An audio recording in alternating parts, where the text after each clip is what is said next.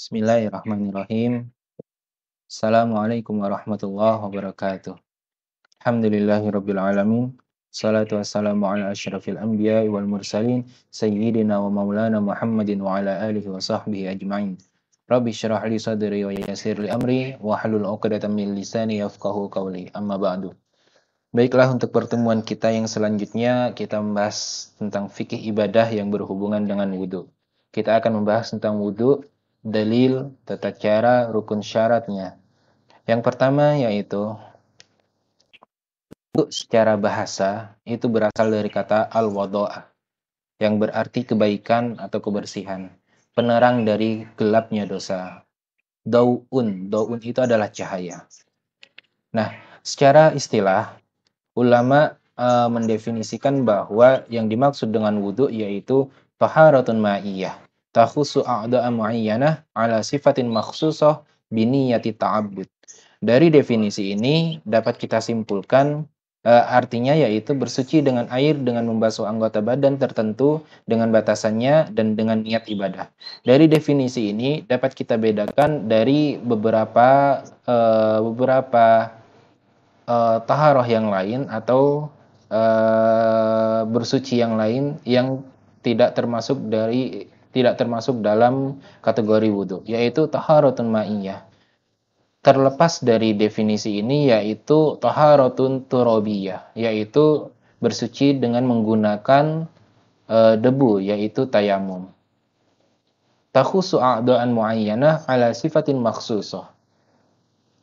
Takhusu a'da'an mu'ayyanah artinya dikhususkan untuk membasuh anggota badan tertentu ala sifatin makhsusah dengan sifat-sifat atau batasan-batasannya tertentu.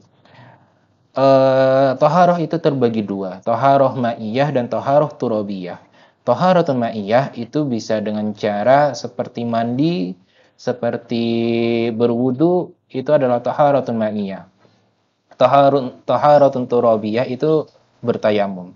Nah, taharatun ma'iyah itu di sini bisa masuk dalam taharatun ma'iyah itu mandi jinabah juga termasuk taharatun ma'iyah. Tapi apakah taharatun ma'iyah ya definisi ini masuk di dalamnya jinabah atau mandi wajib?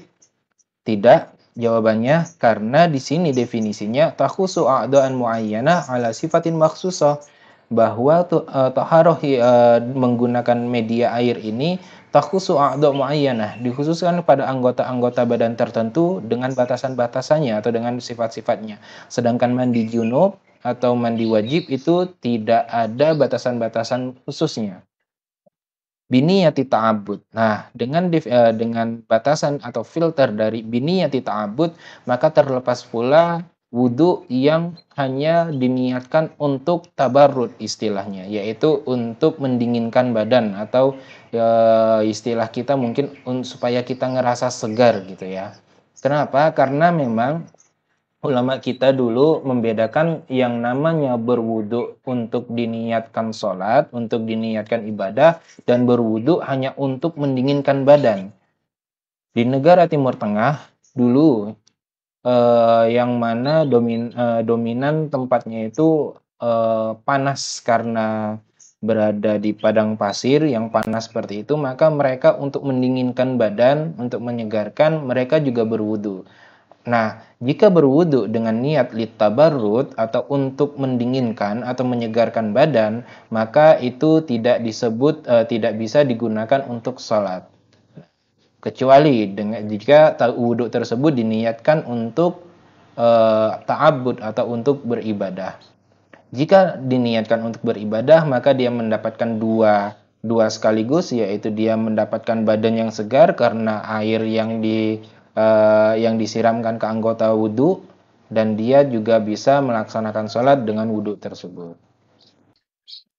Dalil wudu di dalam dalam Al-Quran disebutkan, a'udzubillahi minasyaitonirrajim, ya ayyuhalladzina amanu idza qumtum ilas sholati faghsilu wujuhakum wa aydiyakum ilal marafiq wamsahu bi ru'usikum wa arjulakum ilal ka'bain wa in kuntum junuban fatahharu. Nah, ayat setelahnya ini yang berhubungan dengan dalil mandi wajib dan tayamum. Oke. Dalil untuk wudu ini hanya sampai wa arjulakum ilal marafiq. Wahai orang-orang yang beriman, apabila kamu hendak melaksanakan sholat, maka basuhlah wajahmu dan tanganmu sampai ke siku, dan sapulah kepalamu dan basuh kedua kakimu sampai kedua mata kaki. Dalil yang kedua yaitu yang diriwayat sabda Rasulullah sallallahu alaihi wasallam, la tuqbalu salatun bi ghairi tuhurin wala shadaqatun min ghululin. Nah, artinya yaitu tidaklah diterima salat tanpa bersuci, tidak pula sedekah dari ghulul atau harta yang haram. Hadis ini memiliki hikmah tertentu, yaitu dia berbicara pertama tentang salat.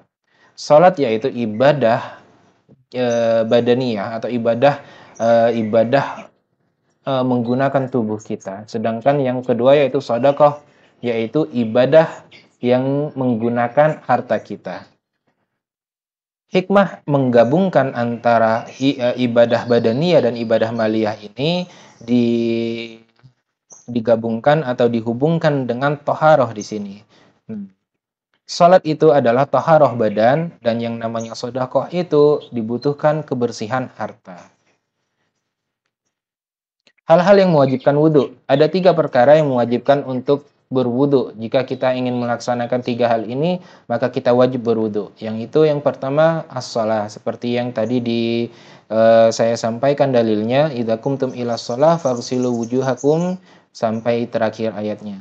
Jika kalian ingin melaksanakan sholat, maka basuhlah muka sampai kaki. Kemudian yang kedua yaitu at-tawaf. Tawaf hukumnya sama seperti sholat. Tawaf itu juga sama hukumnya seperti sholat. Contohnya, ketika kita sampai di Makkah, ketika kita hendak melakukan tawaf, salah satu, jika kita masuk masjid, hal yang pertama yang disunahkan untuk kita laksanakan adalah sholat tahiyatul masjid. Akan tetapi ketika kita sampai ke Ka'bah, sampai ke Masjidil Haram, sebelum kita melaksanakan tawaf untuk ibadah umrah atau apa itu, tawaf yang disunahkan untuk kita lakukan adalah tawaf kudum. Tawaf kudum itu adalah tawaf tahiyatul masjidnya sebagai pengganti tahiyatul masjid. Yang ketiga yaitu masul mushaf wa hamluhu. Kalau pendapat Imam Syafi'i, madhabnya Syafi'iyah, mengatakan bahwa menyentuh Al-Quran dan membawa Al-Quran itu dibutuhkan kebersihan, yaitu harus dalam keadaan suci, harus dalam keadaan sudah berwudu. Berdasarkan dalil yang Allah Subhanahu wa taala firmankan, la yamassuhu illal mutahharun, tidaklah menyentuh Al-Quran itu kecuali orang-orang yang suci. Syarat wudhu. Yang pertama yaitu Islam. Ini karena wudhu adalah salah satu ibadah. Maka wudhunya orang yang bukan muslim atau non-muslim itu tidak diterima. Kemudian mumayyiz. Mumayyiz yaitu anak yang sudah bisa membedakan antara anak yang sudah membedakan, maksudnya sudah bisa berakal, ya, sudah memiliki akal. Yang ketiga yaitu air yang suci dan mensucikan. Air yang suci dan mensucikan adalah air yang dapat digunakan untuk bersuci. Air yang suci tapi tidak dapat mensucikan itu seperti air yang sudah dicampur dengan campuran lain, misalnya seperti air teh, kemudian air kopi. Itu air yang suci, boleh kita minum, tapi dia tidak dapat mensucikan karena wujud aslinya sudah berubah karena ada pengaruh dari elemen lain yang merubah jenisnya. Kemudian tidak ada penghalang. Maksud dari tidak ada penghalang di sini adalah bagian tubuh kita tidak ada sesuatu yang menghalangi. Misalnya untuk wanita ketika berwudu, maka kukunya harus bersih, tidak ada kotek, ya istilahnya, atau cat kuku. Jika ada cat kuku, maka itu akan menghalangi air untuk menyentuh bagian anggota wudu, karena yang masuk dari kategori anggota wudhu tangan itu dari siku-siku sampai ke ujung tangan. Mau di depan atau di belakang itu masuk semuanya. kuku yang tidak tersentuh dengan air, maka wudhunya pun tidak sah. Mengalirkan air ke anggota wudhu. Mengalirkan air ke anggota wudhu, misalnya tangan ya, atau muka. Tidak adanya hal-hal yang membatalkan wudhu. Tidak adanya hal yang membatalkan wudhu seperti kalau misalnya kita keluar sedikit air kencing gitu ya, maka itu airnya itu juga harus sudah hilang, harus sudah dibersihkan, baru berwudhu. Membasuh anggota wudhu dengan sempurna. Nanti kita akan contohkan membasuh anggota wudhu satu persatu. Kemudian mengetahui tata cara berwudhu. Nah, rukun wudhu yaitu yang pertama niat, mencuci muka, kedua tangan. Nah, ini nanti akan kita bahas. Oke. Niat mencuci muka, mencuci dua tangan hingga siku-siku, membasuh sebagian kepala, mencuci dua kaki hingga pergelangan kaki, dan dilakukan semuanya itu secara tertib. Oke, yang pertama dari niat.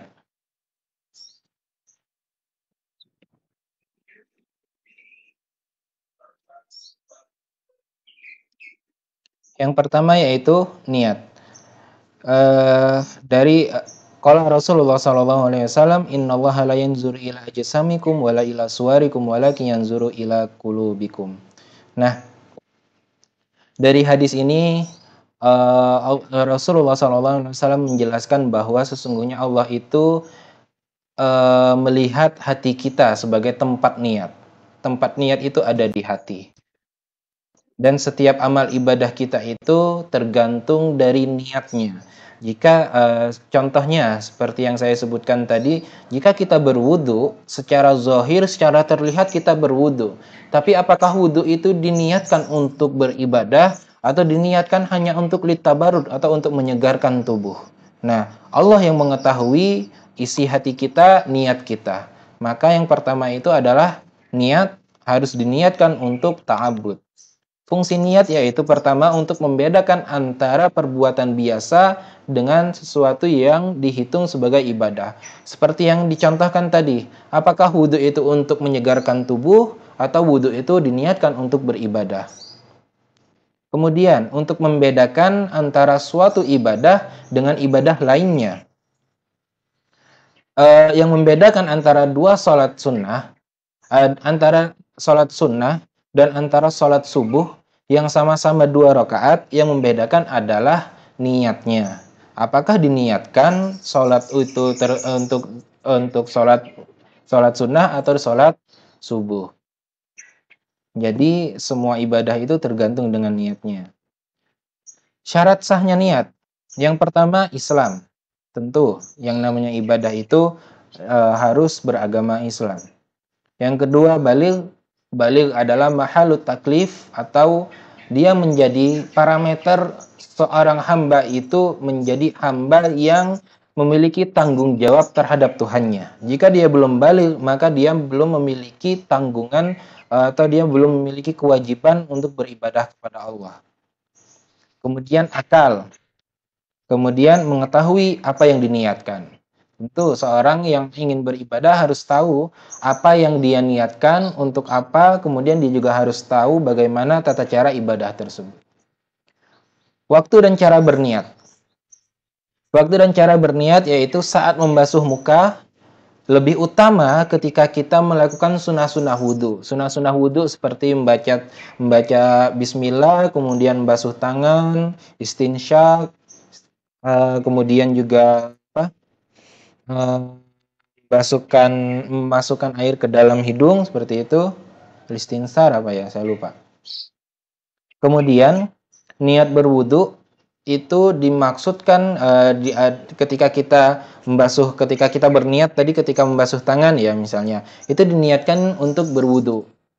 Berniatkan untuk berwudu atau diniatkan untuk menghilangkan hadas kecil, atau diniatkan untuk membasuh fardu wudu. Fardu wudu yang mulai dari muka kemudian sampai nanti di kaki. Yang pertama mencuci muka.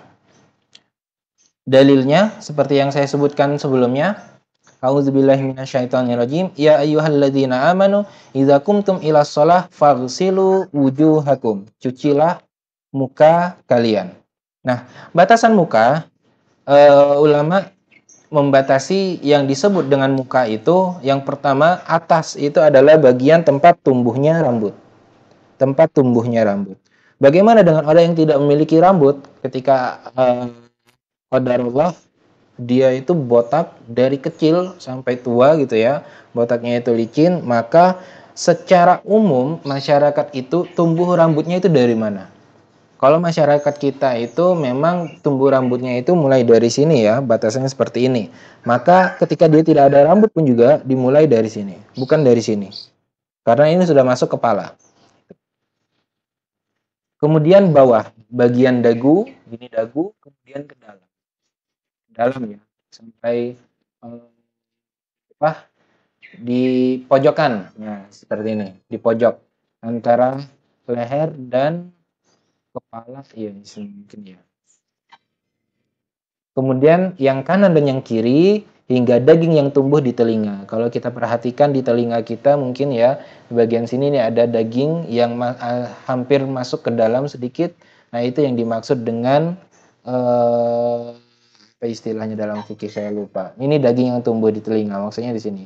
Jadi mulai dari tempat tumbuhnya rambut mengelilingi sampai tempat ada daging yang tumbuh di telinga, kemudian ke bawah. Jika dia memiliki lihyah yang tebal atau jenggot yang tebal, maka juga harus diusap-usap seperti ini, biar airnya itu masuk ke dalam, masuk mengalir gitu ya. Tidak sampai, pokoknya harus menjamin bahwa muka kita, batasan-batasannya tadi semua itu terkena air. Kemudian tangan. Wa aydiyakum ilal marafiq. Jadi yang dimaksud di sini ilal marafiq ini sampai tangan itu dari ujung jari hingga siku-siku. Ujung jari sini hingga siku-siku. Tapi dilebihkan. Nah, kenapa dilebihkan? Karena di dalam ibadah ada kaidah fikih yang berhubungan dengan ini, al-ihtiyatu fi babil ibadat wajib, atau kehati-hatian dalam hal ibadah hukumnya wajib. Yang dimaksud kehati-hatian gini adalah ketika kita membasuh tangan, batasannya memang matlub atau diminta itu cuma sampai siku-siku. Siku ini. Jadi siku-siku cuma sampai sini. Tapi yang kita khawatirkan ketika kita membasuh, ternyata ada bagian, walaupun hanya segaris yang tidak kena air. Ya, tidak kena air. Maka itu wudunya tidak sah. Konsekuensinya, ibadahnya, sholatnya pun juga tidak sah. Kenapa? Karena toharohnya, syarat sholatnya itu tidak terpenuhi. Maka ihtiyat atau kehati-hatian kita ambil aman istilahnya ya.